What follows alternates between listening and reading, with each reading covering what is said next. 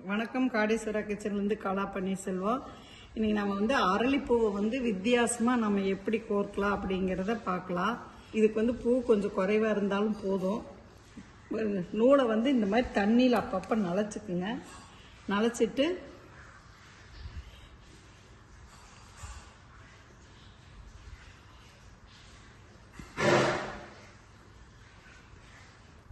இந்த மாதிரி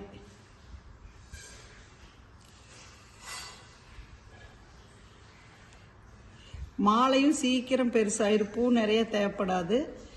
பார்க்கறக்கும் அவ்வளோ ஒரு அழகாக இருக்கும் இந்த மாலை.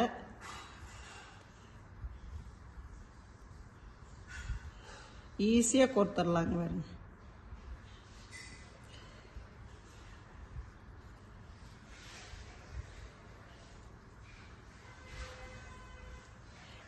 நான் 2 பூவையும் கலந்து கோர்க்குறேன். நீங்கள் எந்த அரளி கிடைக்குதோ அந்த அரளியை நம்ம இந்த மாதிரி கோர்த்துக்கலாம். டைமும் ரொம்ப எடுக்காது, இது சீக்கிரம் ஆயிரும். இங்கே பாருங்கள், நம்ம எத்தனையோ டைப்பில் வரலி மாலை கோர்த்துருப்போம். நீங்கள் இந்த மாதிரி டைப்பை ஒருக்கா கோர்த்து பாருங்கள்.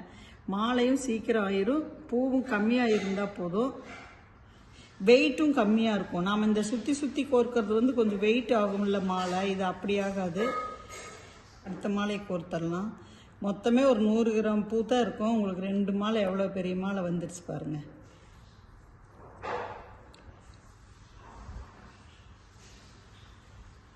நம்ம கையாலேயே கோர்த்து சாமிக்கு போட்டோங்கிற ஒரு திருப்தி வந்துடும் உங்களுக்கு மனசளவில்.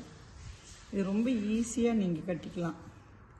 ஜாயின் பண்ணுற இடத்துல நம்ம செவ்வந்தி இல்லை நம்மளுக்கு என்ன அவைலபிளாக இருக்குதோ அந்த அதையவே நம்ம கோர்த்து மாலை மாதிரி இந்த இடத்துல பண்ணி விட்டுறலாம். இல்லைனாலும் அப்படியே கூட நம்ம போட்டுக்கலாம். நான் இன்றைக்கி நம்ம தொட்டி செடியில் மருகு இருக்குது, அதை போட்டுக்கலான்ட்டு இருக்கிறேன். ரொம்ப நேரம் ஆயிடுது இந்த சின்ன ஊசியில் நூல் கோர்க்குறேன் எனக்கு, அதனால தான் இந்த ஊசியில் கோர்க்குறேன்.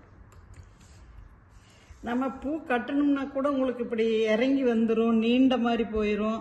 இது அந்த இதெல்லாம் எதுவுமே இருக்காது, சூப்பராக இருக்கும். விட்டு நேர்பட்டாக போயிடும்.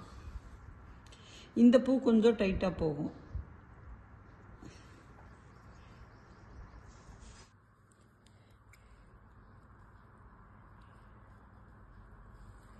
இது எக்ஸ்ட்ராவாக இருக்கிறது இப்படி கட் பண்ணிடுவோம்.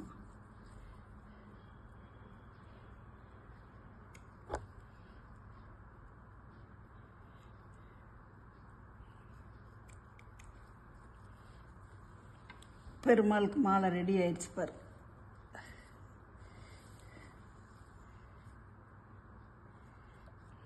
அடுத்தது இந்த சிவன் மாலையை பாருங்கள். இதையும் இந்த எக்ஸ்ட்ரா வரதையெல்லாம் கட் பண்ணி விட்டுட்டோம்னா